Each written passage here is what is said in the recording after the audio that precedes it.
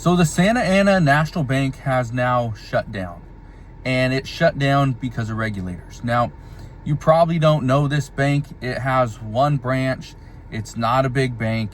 Doesn't have, billions and billions of dollars in deposits.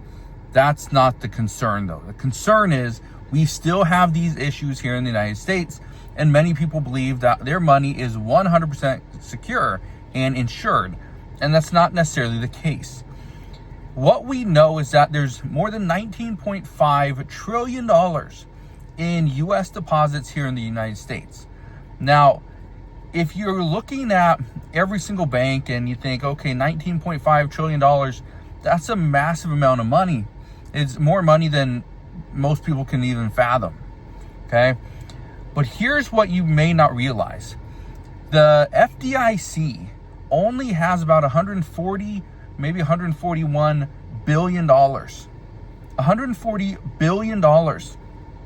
But yet we have $19.5 trillion in deposits. So when you look at this, if every single bank were to fail, which I would bet money that every single bank will never fail, okay? We're not going to see every single bank completely fail and go under. But this is still something that we need to be well aware of. And here's the reason why. FDIC is not going to be able to pay for every single bank failure. They're not going to be able to give people their money if their bank goes under. Again, they have $140 billion. That is a huge issue, okay? Now, would we see the federal government jump in and bail out these banks and ensure and make sure that the American people are made whole? Probably, but to an extent, okay? Now, the reason I'm bringing this to your attention today is very simple. A lot of people believe that you put money in the stock market, it's not safe. But the stock market has been going up. You put money in real estate and they believe it's not safe because there's crashes that happen all the time. And the answer is no, there's not. Okay? The truth is a real estate crash doesn't happen all the time. Now, corrections happen. Corrections happen, every 7 to 10 years. Now, that's normal. But again, we haven't had one in quite a while. And so the reason why this is important to understand and to know where we're going is simply because right now we are at this, we have a level of uncertainty that we haven't had in quite some time. We have President Trump that's threatening tariffs against Canada. That could be a huge issue. We have President Trump that the 90-day pause on tariffs. That's supposed to be up on July 9th. He also has the one big beautiful bill that passed through, went through a key Senate hurdle just the other night, and that was big. So it did get 51 votes, so it passed that. But again, they still have to go and they're reading it as I'm recording this video. They still have to vote on it and pass the bill.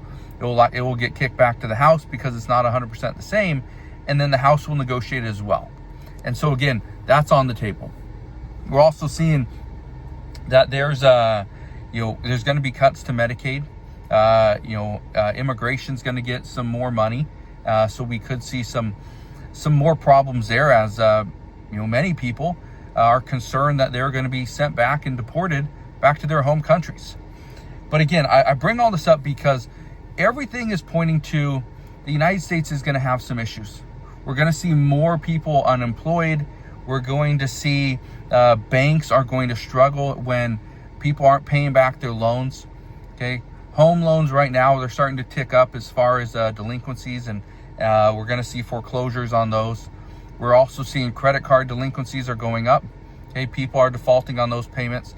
We're seeing auto loans, same thing. Repossessions are jumping as well. They're spiking. And all this happens because the American people cannot afford to continue to pay for daily essentials like food, utilities, shelter, for a mortgage or rent. They can't continue to pay all that stuff and at the same time keep paying down their debts. And for many people, just paying the bare minimum, the minimum payment every single month, is just not possible because they don't make enough money to pay down their debt, at the same time also afford to keep up with the everyday essentials. So what do you need to take away from this? Well, if you have your money in just one bank, you need to diversify. You need to spread it around. Put some in Chase Bank, put some in a little local credit union, put some in a smaller bank, okay? Maybe an online bank. Have some invested, put some in gold and silver and nickel. Put some in cryptocurrency as well.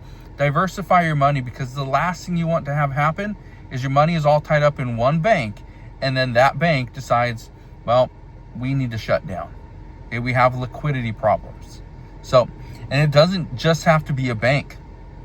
It could be an exchange for crypto. That could be a problem. We've seen it before, where some of these crypto exchanges, they have some issues. And now I know crypto's going up. I know Bitcoin's going up, but at the same time, do you want to be holding all your money and all your assets in just one exchange?